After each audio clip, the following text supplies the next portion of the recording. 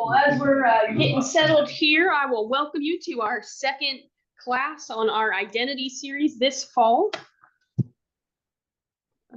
Thank you for not running away after last week or the week before that. That's always encouraging to me in my line of work. We're glad to have you here with us this morning, those who are in person and online joining us too. As we get started here, I wanted to share something I read on social media this week. I promise I'm not just only spending my week on social media.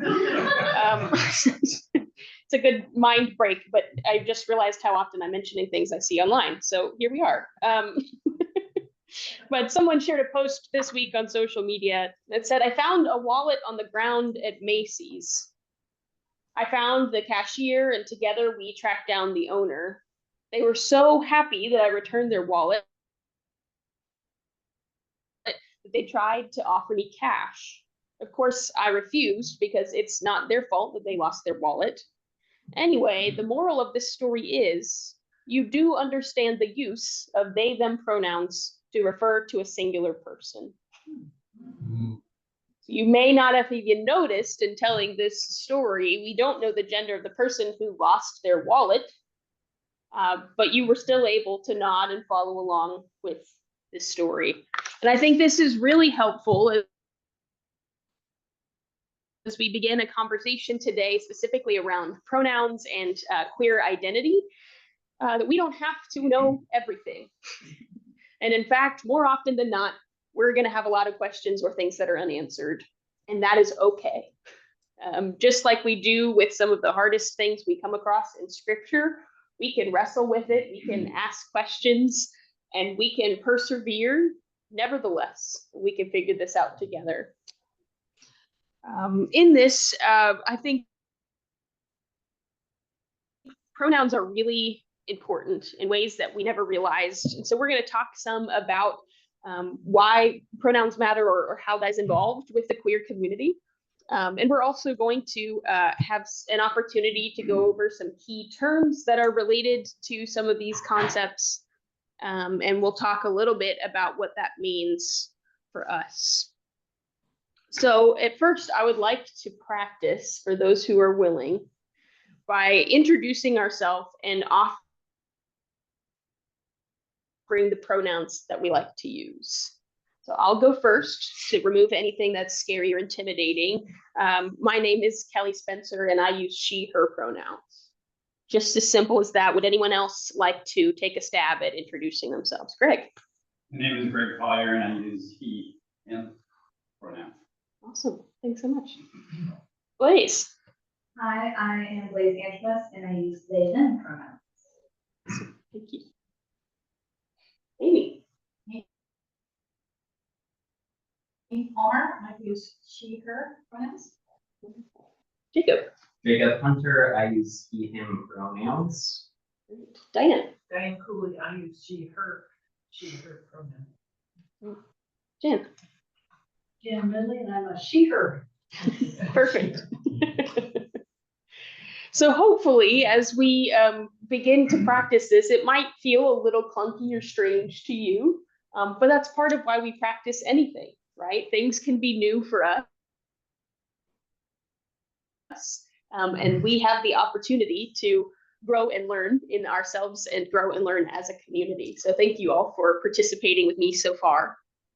And pronouns are really important, especially in the queer community, because this is really a matter of inclusion. If we haven't figured this out yet, I have some news for you. Our words matter.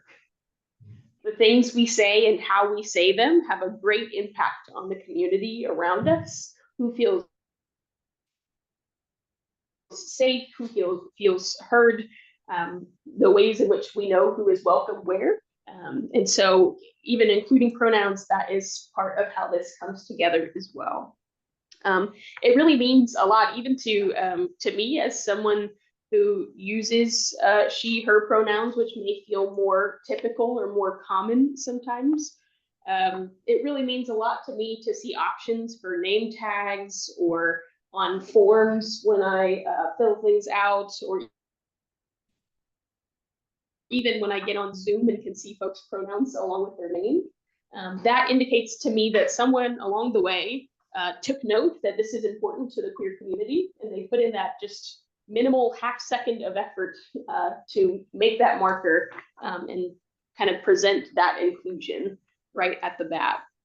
I know this happens a lot, particularly for Katie and I, to have forms that have pronoun options as well as maybe more gender neutral terms like spouse or partner. The number of times Katie goes to the doctor, which you all can imagine is a lot right now, and walk in and say, oh, we need to make sure that we have your husband's updated insurance. Oops. Right? And we're in Seattle. Like Katie and I came here assuming that we'd have to deal with less of that than we did when we lived in Indiana. And nevertheless, it's still a learning curve for some folks. And so just the tiniest things on our behalf that might not even mean anything to you really can speak volumes to other people. Also, if we're thinking about these matters of inclusion, it's important to name that research shows that using a person's correct pronouns has a big impact on both their mental health and on well-being. So again, this is about being seen as all of who we are, and that impacts our physical as well as our emotional health. And in general, normalizing sharing pronouns, even if you're in a room of all folks who use the pronouns that you would expect,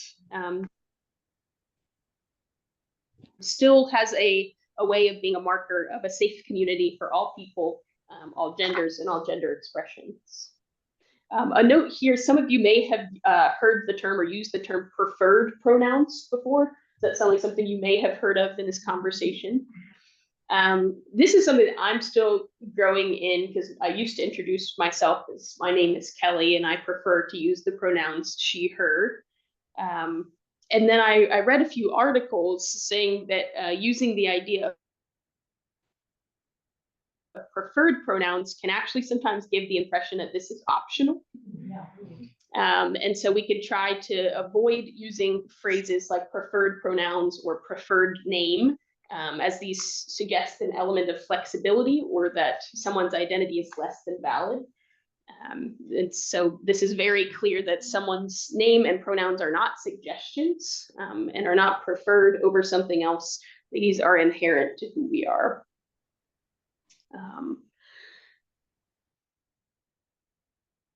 And then lastly, something else that's just kind of a key as we get started here. This might not mean a lot to you. You might be able to go to a doctor's office and all the options on the form fit exactly what your life looks like. But hopefully through our time together this morning and through some of our continued conversation and exploration together, we can see how this is a really big marker for folks being seen and respected in our greater community. As we start to have this conversation, I think I feel it's important to share a little bit more about my journey of how I come here as a way of kind of invitation. So obviously, you may not look at me and assume that I use she, her pronouns. It's okay to giggle at that. That was on purpose. And if you see pictures of me from my childhood and from high school and college, I had really long curly hair that I never learned how to do very well. I wore dresses often, even though I was always incredibly uncomfortable in them. Growing up, this is what you look like. Some of that was my family expectation. They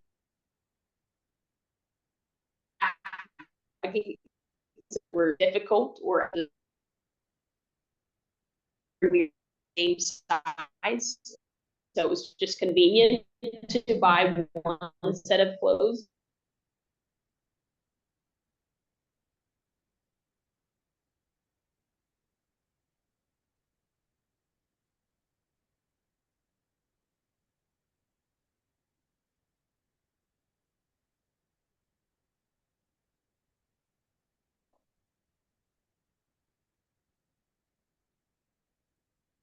What I understood as my role as a woman in the these very gendered markers. And then I went to seminary, which is not something that everyone's coming out story begins with. But I went to seminary, and I had this diverse experience of folks all over the gender spectrum, all over the nations, and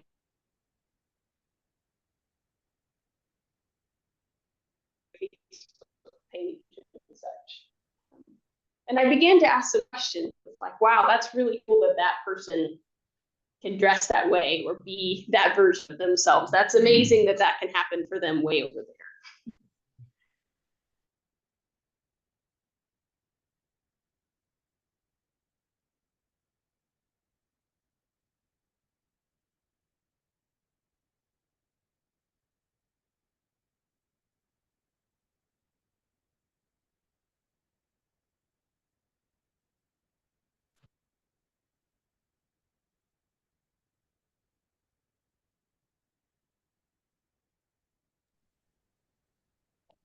To live into a fuller version of myself that I honestly didn't know existed. This was very scary and really daunting and intimidating. But I kept feeling this very consistent, there's another option out there for me. And the more I asked these questions, the more I began to kind of figure out, what does that look like for me? I still feel very attached to my feminine identity, whether it looks like it or not. I think it's important for folks to be able to see different expressions of what being a woman can be. And I feel called to kind of hold that space. And I completely understand folks who don't feel that way or who really just can't fit into that category. And so I think coming out was a huge part of me being able to find love for myself in a way that I had never really had before, as well as consequently finding the love of my life, who loved me and appreciated me for all that who I am still today. And I think another important piece of this too is that I feel that I understand God better since I came out. Maybe you've had a time in your life where you had a particular scripture that just really rubbed you the wrong way. And you kept reading things about it and digging deeper and deeper, trying to figure out, what is it about this passage that's really bugging me? And the clobber passages, the ones that tell us this is exactly who you're supposed to be and what that can look like, always really bugged me. I just thought I was a great ally until I was in seminary. But the more you do this research, I think the deeper your faith can become.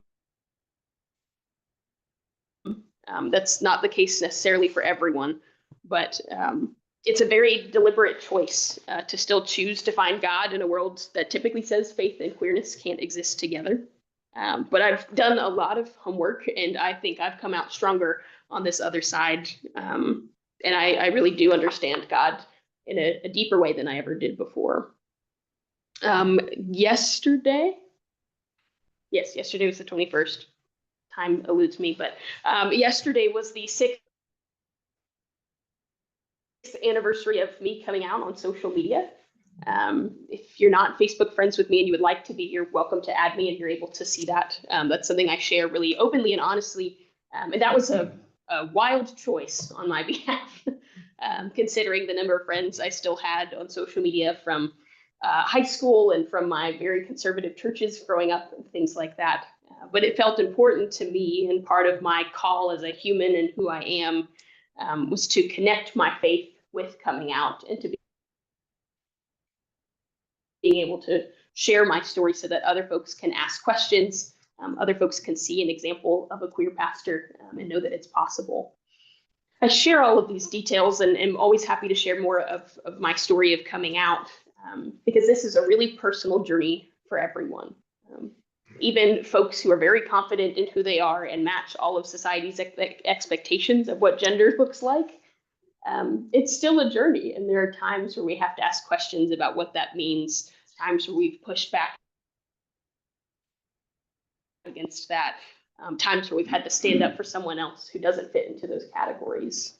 And that, again, is part of why this that wants to be as inclusive as possible, that we understand kind of the meaning behind these things and why we do them. And hopefully that's an encouragement for us to continue growing and learning.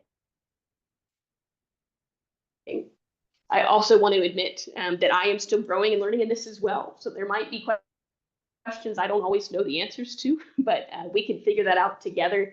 There are still times when I'm trying to work on more gender neutral language and it just comes out as the mailman just stopped by. And that's okay. Sometimes we're going to mess up. And we try to have a little bit of levity and grace with ourselves and with others as we're learning in this too. But because I use the pronouns that match my gender at birth, I feel like I'm not the only person to be able to talk to you about this today. So I actually found a video for us of a couple folks explaining their pronouns and what it means for them to have that included. So hopefully the internet is playing along with us well enough for us to watch this video together.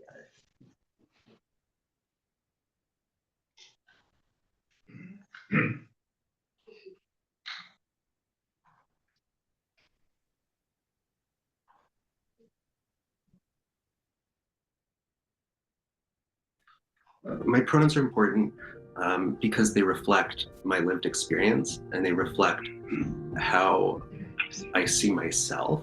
I honestly love it when people ask me, like, what pronouns do I go by? I feel comfortable. I feel like I'm in a space where, yes, people that look female might not always be female. Yeah, it makes my heart rise, I guess. I feel very, very validated. I feel very myself.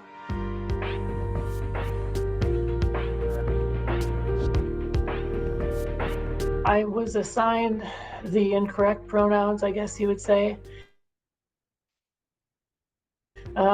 basically at birth, and those pronouns never really fit. I remember coming out to this group of students that I had for one term, and then I walked into the classroom the next term in January, and said, you know, this is me. This is how I'm presenting. And one of the students sitting in the front of the class said, well, what are your preferred pronouns? And so I'm really thankful for that student, wherever they are now, for asking me that. I identify as gender fluid, I suppose. So she, her, they, them. They tend to change depending on the time, the day. I don't know, just on my mood. Well, I actually thought I was like a cis woman for quite a bit of time, up until I was like about 18, I suppose. I actually went to Unistoten camp and I met a lot of queer folks that identified as different genders than what they were assigned at birth. From there on, I started to realize like, okay, maybe I am not a cisgendered woman, but maybe I have some gender that is a different description. For me, gender is who I am in my mind, soul, body. It is a mystery as to the logic behind it, I suppose, but it feels so strong within me that I know it exists. Having the pronouns like change into he and him, it did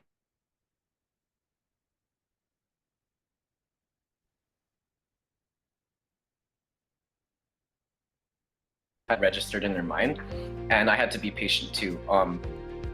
I'd say one thing that was really hard was my mom misgendering me and like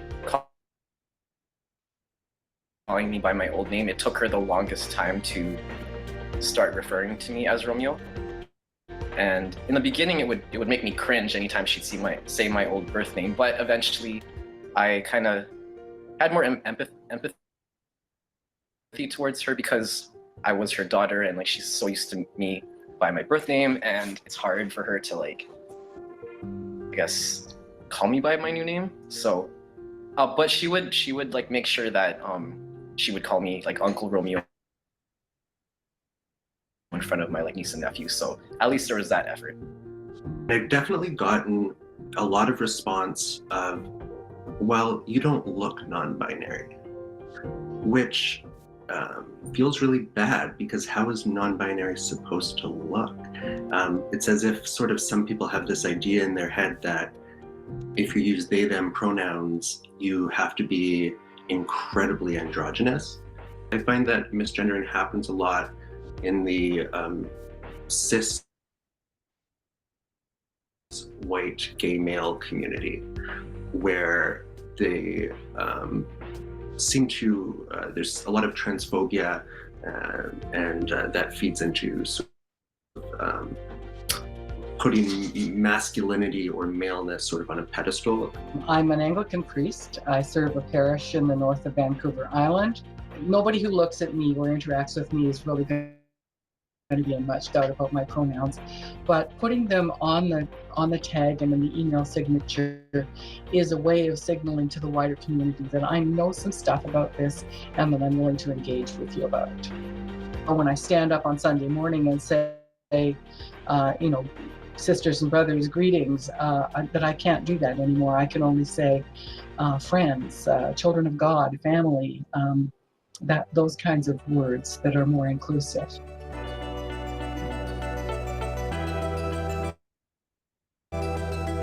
The best way for someone to ask for my pronoun is to simply just say like, oh, what pronouns do you go by?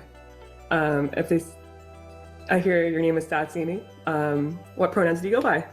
Just simple as that. If I'm not sure of something and it's not evident to me whether, you know, what their gender might be, I just say, what pronouns do you prefer? And they tell me, and we go on from there.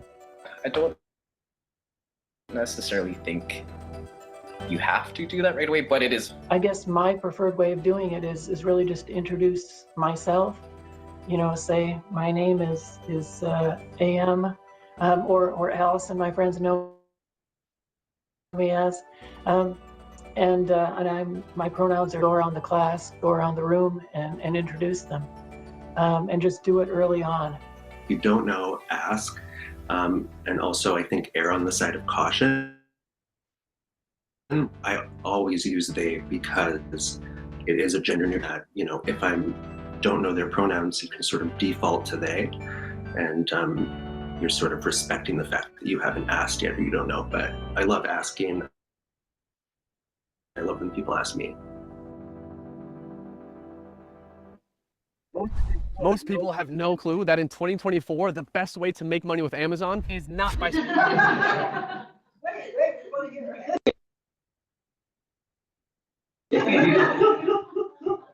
you go. I'll be sure to pass that along the ways we can all be making money with Amazon. So a couple of helpful things that we got there. It's okay just to ask. It's okay to mix up a little bit, but to find your way through it. A lot of people really appreciate the opportunity to share who they are and how they're showing up in the space. There were a couple of key terms that folks mentioned in passing or even in shorthand that I wanted just to acknowledge in this space in case you haven't heard about these before. One key term here is cisgender or cis, CIS. This is a term to describe people whose gender identity matches the sex they were assigned at birth, right? So I was born a female. I use she, her pronouns. I am cisgender. Versus transgender is a person whose gender identity is different from the sex on their birth certificate they were given at birth. So for example, a transgender woman was born a male, but identifies as female, or vice versa. This is an important context for trans folks. This doesn't mean that everyone will go through surgeries and transitions. This doesn't mean that they will look like you want a woman to look or look like you want a man to look, which is probably also different for every person in this room anyway. But they identify differently than the sex they were assigned at birth. We also have another category of non-binary. So this is a person whose gender identity is not exclusively male or female. So this is kind of an umbrella category for folks who identify as agender, gender queer, gender fluid, or gender non-conforming. It's a lot of language that honestly you're probably not even going to see most of the time, especially just kind of in the averagation with someone. But just as you hear terms that may be referred to in videos like the one we just watched, if people are talking about trans or cis, this is the context that we're talking about. Now, a couple of other things that I often hear, that the singular they isn't grammatical, isn't correct. Maybe we've heard that before. Hopefully our opening story reminded us that that's just not even true. There is a oftenly used singular version of they that we can use in the English grammar. I think it was either last year or maybe 2 years ago. The New Oxford Dictionary actually used the singular version of they as their word of the year, to encourage folks to just be aware that we have this in our vocabulary already. I can often hear, if I get it wrong, I'm really trying hard and I'm gonna mess up. I don't want to get it wrong. Very important keys here that are super easy to remember. Correct yourself and move on. You'd be surprised that a lot of people can do the first and they forget to do the second. But just correct yourself if you normally feel it and find yourself stumbling over words. At least that happens to me if I get something wrong there. Best to say, she said this, and keep going on with whatever the story is. The moving on piece here is really important because that helps make it not about you and about just the story that you were trying to tell or the person you're trying to engage with to begin with. Katie and I once met with a counselor, and already we're pretty picky. Had misgendered me in our first meeting, and you know, again, that happens. That's fine. I was planning to move on. In the next 3 meetings we had with this person, she brought it up again, saying how bad she felt that she misgendered me. She talked to Katie about it in a one-on-one meeting with Katie. She brought it up with me again in a one-on-one meeting with me, and then brought it up one last time on what was our last session with her. That is no longer about you trying to that you're okay that I use she, her pronouns. That was about her trying to overcome some of her own garbage and kept bringing it up time and time again. Clearly not just moving on and being able to use the pronouns that I use, which is also on my Zoom screen. So really helpful for both remembering, take a moment and correct yourself, and then just move on. We're gonna all mess up. We do this all the time with all kinds of things in our life. It's gonna be okay. Folks are used to that, especially who might use pronouns other than what are expected of how they present. Just correct yourself and move on. The other piece I could sometimes hear is, I don't understand it, so I'm just not gonna do it. And I hear that. I understand that it's sometimes hard to change things that we have done for years and years, some of us more years than others. Thank you for laughing at that, Jan. Some things are hard, but we are human beings who are notably able to change no matter how old we are or how ingrained these ways are in us. So my encouragement for us is that we can still grow and change. It's going to take a little bit of effort, but I think we have it in us to make just that little bit of effort to grow on something new. And it's for our youth and our young people these days. They know the spaces that are trying and that are growing and learning, and they also know the spaces that are not. So just a note of encouragement there. It can be challenging, but we can do it. In that regard, I stumbled across an op-ed article, I think it was in the Huffington Post. If you think my pronouns are optional, we can't keep being friends. And it was so to share with it. In the years since coming out, I've come to find that I am in constant competition with my past. For years, I flinched when I was misgendered, but said nothing. Then I began giving long-winded overtures of understanding. I felt guilty and embarrassed and made sure to emphasize that effort was all that mattered to me. Recently, though, I've been pushing back. You'll have to do better, is my new refrain. It's not that easy, folks say. I've known you for overnight. I am bitterly resentful of my resilient former self. Like a ghost, the memory of prior me looms overhead, my family and friends gazing upward longingly, seemingly desperate for reprieve from my militant current iteration, the me who demands to be termed appropriately. They is plural, some argue. It isn't correct English. Or what about fact? The world doesn't revolve around you, they assert. And yet they insist. I mean no disrespect. I love you. I accept you. I'm trying. I need more time.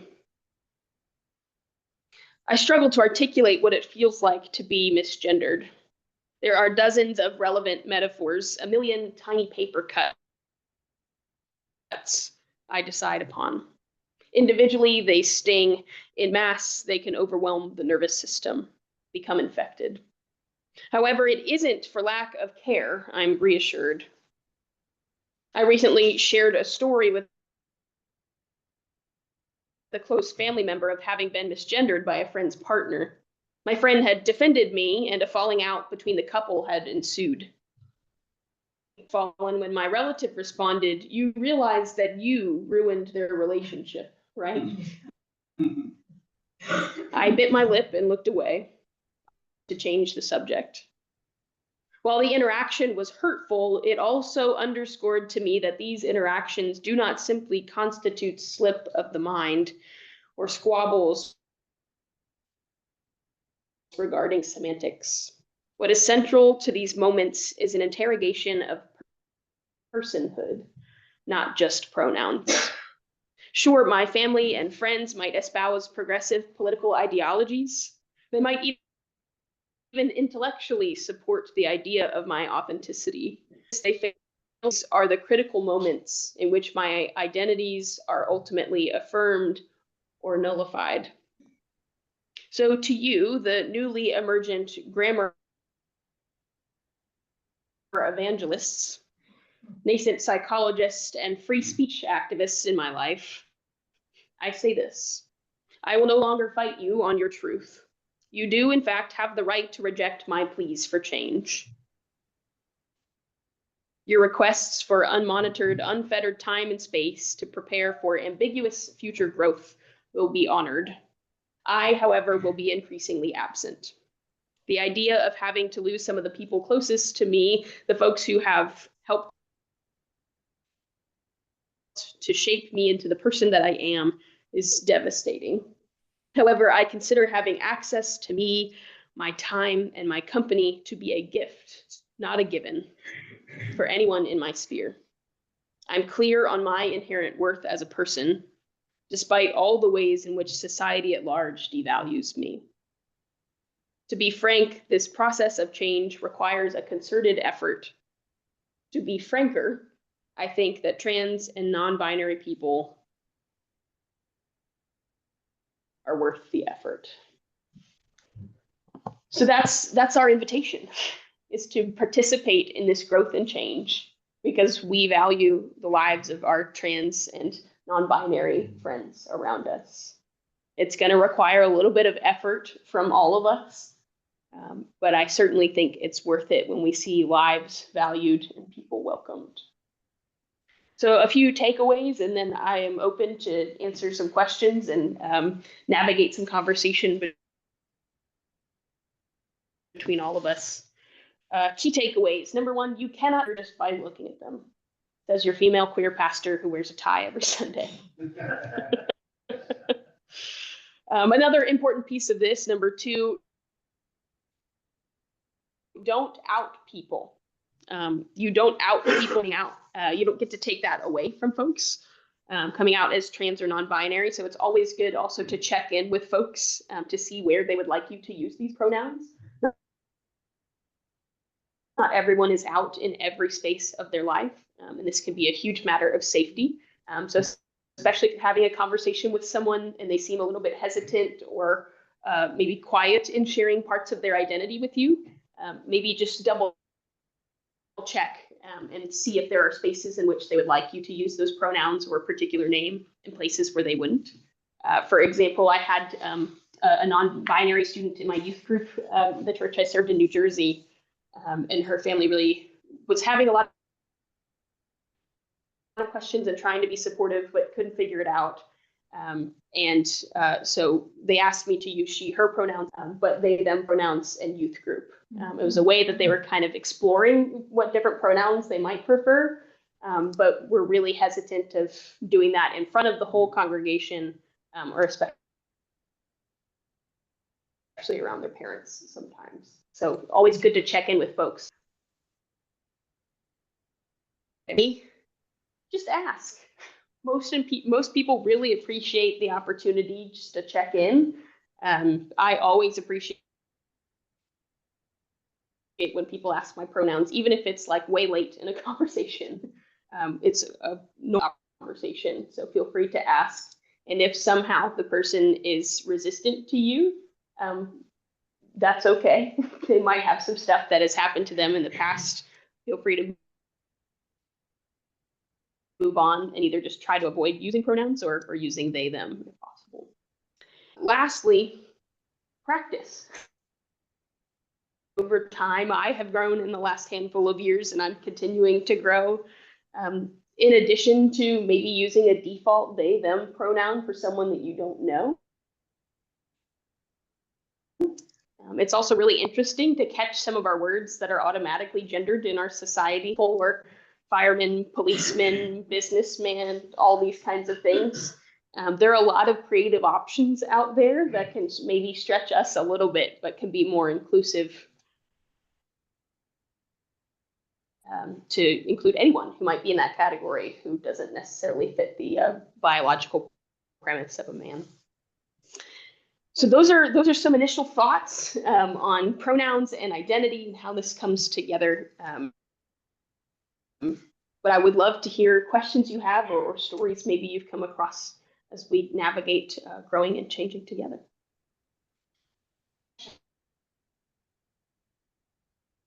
A new set of pronouns that I hadn't heard before, and I wonder if you're familiar with them. So a friend had written this short essay where the pronouns he as singular and kin as plural were part of this. She didn't come up with them or anything. She had an attribution. Somebody did somewhere. But I'm wondering if you're familiar. Yeah, there are a couple of there are a lot of other pronouns that are kind of included in this conversation as well. I would say more often if it's not she, her, he, him, they, them, so XE. I think it's all about what the person tells you. And so we can kind of start by practicing and with some of the more common ones, she, her, he, him, they, them. And if someone tells you I prefer to use they pronouns, then have a fun adventure of trying to find space for that and be thoughtful about our words. And I have a feeling that, again, that person will hopefully be figured out in conversation. A lot of other options of pronouns too. I would say folks tend to be figuring that out, and we can figure that out with them.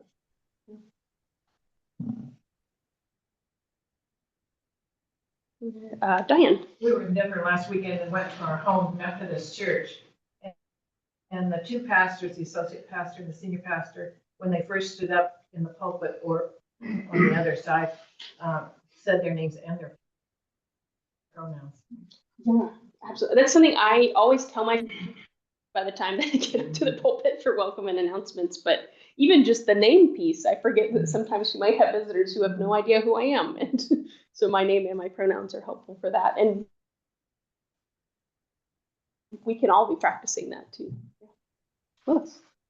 Just a couple things. I also on Zoom school visits, and I find it very helpful to have she, her after my name, because I think it supports any kids who are on Zoom with me who might be, especially when I'm doing that might just need to know that it's okay to put your pronouns out. And so it's a simple thing, but on your Zoom, just there's a default where you can share your pronouns. And it just, I think it helps other people. The second, which child I knew who was my children's age is a trans man. And I will say that it's a struggle. It was really, really a struggle for me to accept that. And I would not have known what a trouble, I just, in theory, I was fine, but in practice, I was struggling until I got to know him better as who he is now. And it was just this huge change in my attitude. I started getting the pronouns right all the time. I mean, and keep in mind that I'm someone who sometimes calls my kids by my dog's name, so, but I think it's a matter of also just getting to know somebody, especially if you know a child who is transitioned. For some, my kids never had trouble with the pronouns. So I think it's also honoring somebody and getting to know them as who they are. And after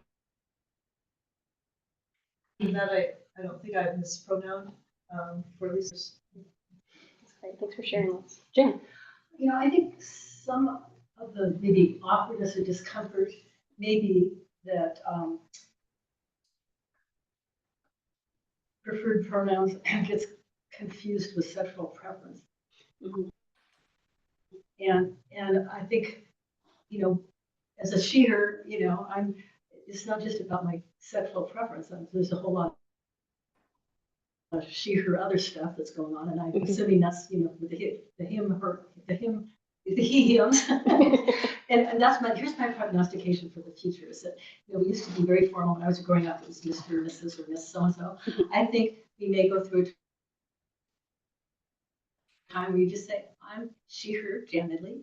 He's he, him, him. It's just, he sort of, and then then it's like, oh, it's okay. You can call me by my first name. So, yeah. So who knows where things will go, but I do. So that might be something to address, is just the difference between your identity versus your sexual preference. Absolutely. And I think that's certainly important, in my opinion, as well.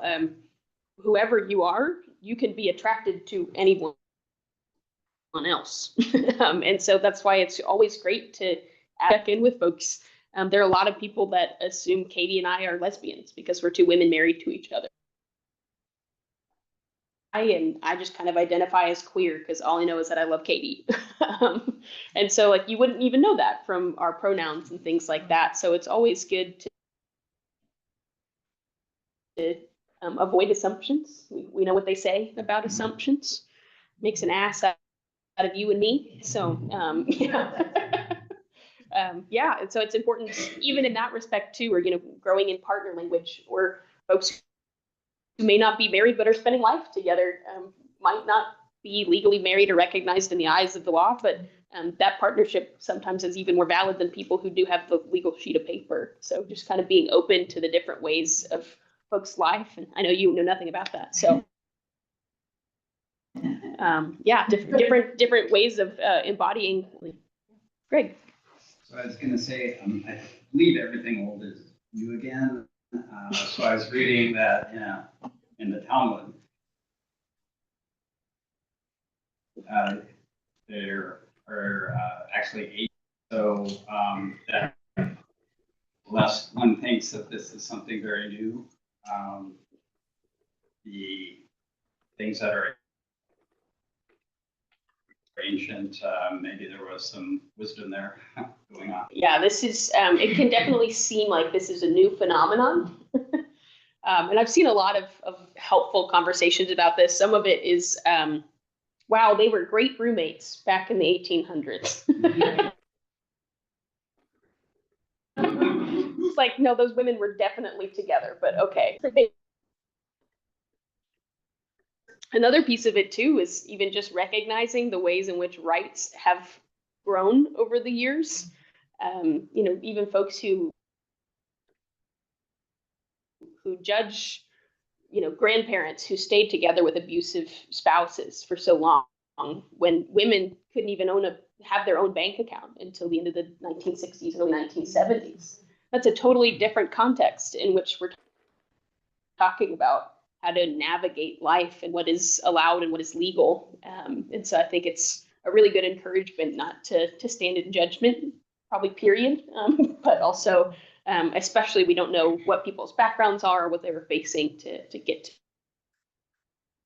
to that particular point. Jacob. One mindset which I think has some kind of similarities to Lois's experience, and which I found helpful both for remembering pronouns and also for moving past, correcting myself and moving past when I make a mistake, is really just to think of them like names. Terrible at remembering names, so I'm kind of used to having to double check that anyways, and also just put in that extra effort. So kind of to like recognize that I'm having this issue, I need to put in that extra effort, and then, like I said, acknowledge and move past the mistake when it still happens. That's been helpful for me. Yeah. If the name of the person that you're trying to remember anyway. Yeah. Always remember to look behind me over here too. Mary. The hardest thing for me to do is to use the word queer.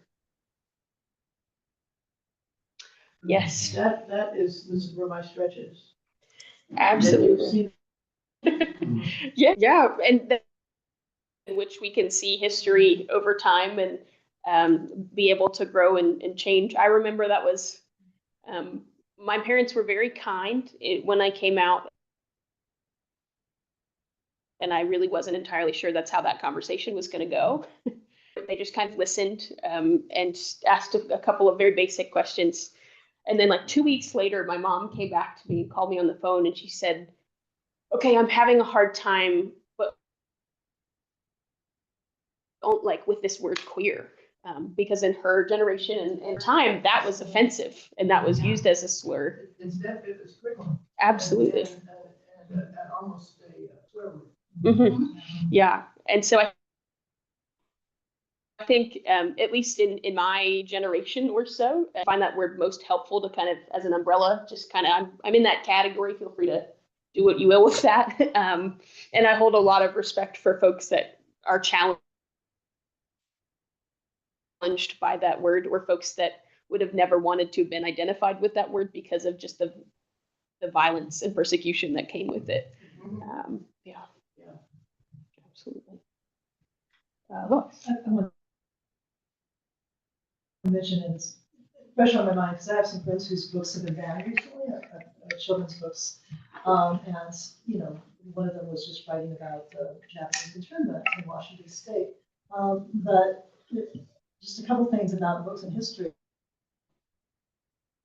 I mean, the kind of victors write the books, and there have been queer people living open, transgender people living openly throughout our history. It's just that those books have not yet been written, and they're kind of discovering them, and so just a plea here to support banned books, because it's increasing, and it's kind of this pushback, like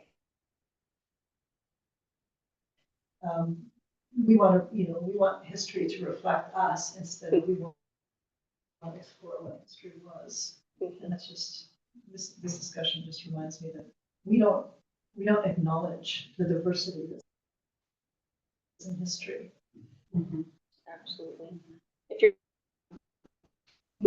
movie or a TV show, encourage and recognize it, just a diversity of history. There's a show, Gentleman Jack, on Amazon, of a woman in like in mind somehow through a weird situation with family money to live into full identity, and was like sleeping with half the women in the town very openly. But it was the one situation, and it's really interesting to kind of follow the ups and downs. And the show happened because someone read about this story in history, hard to find, and wrote a song about it. And then someone heard the song and decided to make a show to kind of better tell the whole story. Important for us, in particular, as we're conversations about what we're reading and what history was and is. Absolutely. Jim?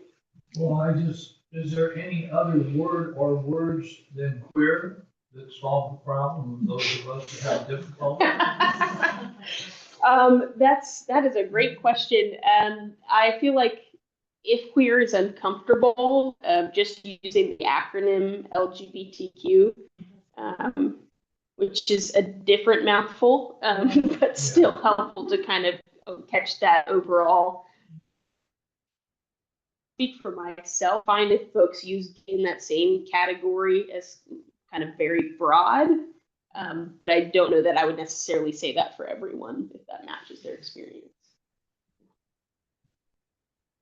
So I'll cover that. I just wanted to mention that bringing up the Gentleman Jack made me think of, apparently there was a lot in the American West of people kind of living their truth because they were out in nowhere, and there was society that could tell them differently, but it's not very well documented. There's a novel by Louise Erdrich, and I'm probably going to get the title a little wrong because it's long, but it's The Last Report of Miracles on Little No Horse, something like that.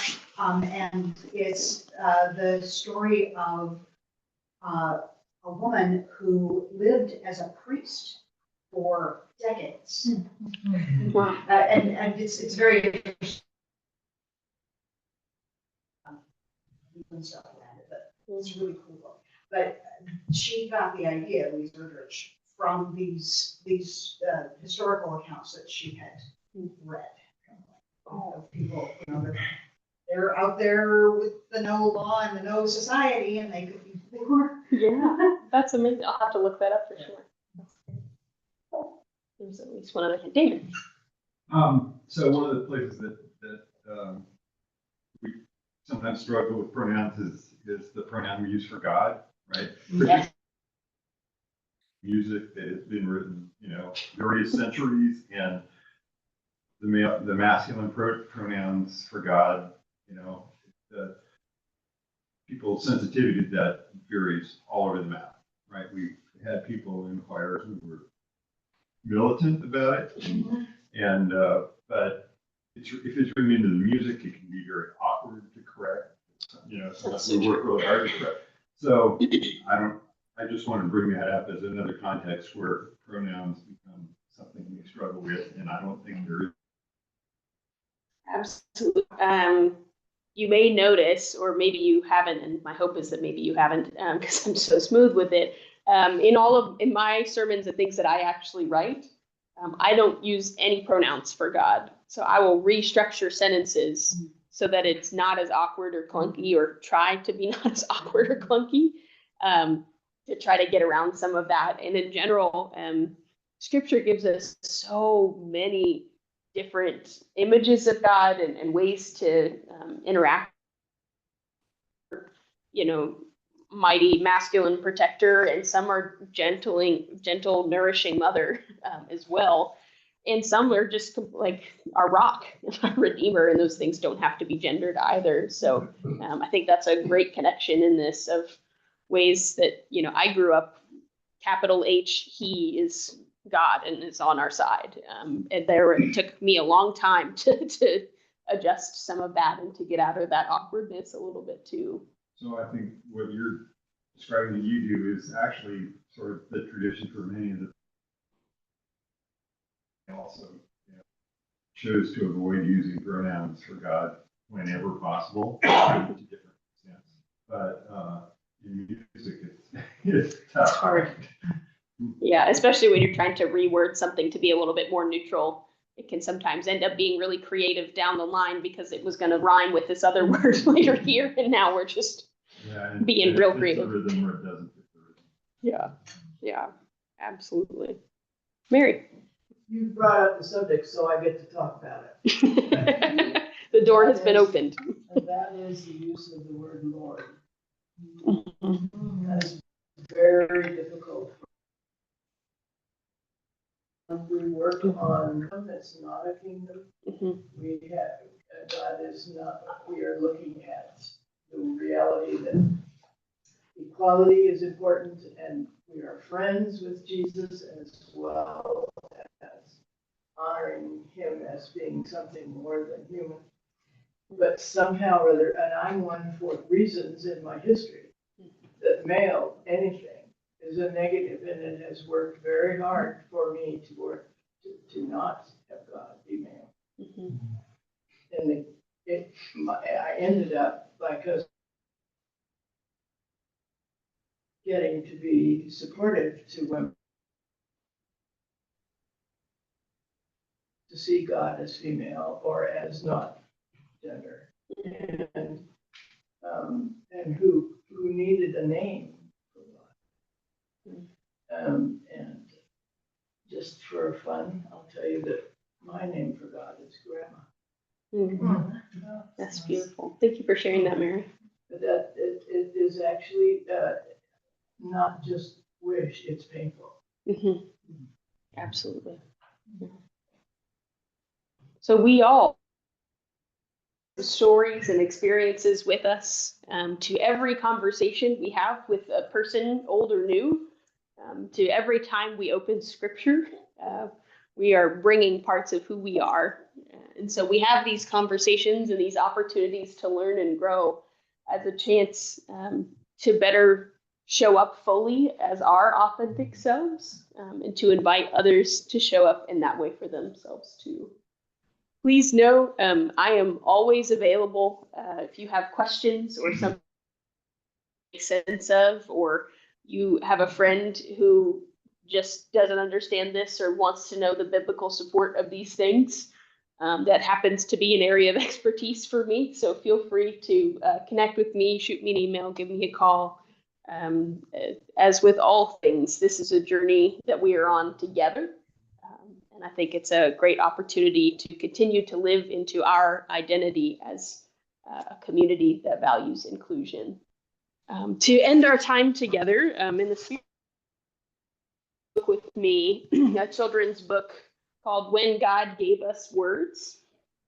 And this was a gift from the children's ministry of the church that ordained me. And it is inscripted in the inside saying, "Congratulations on your ordination. As a minister, your worship words will give children and all people a vocabulary to talk about God. May you use them well and tell them they are loved." So I wanted to share this book with us as we end our time together today. So this is When God Gave Us Words.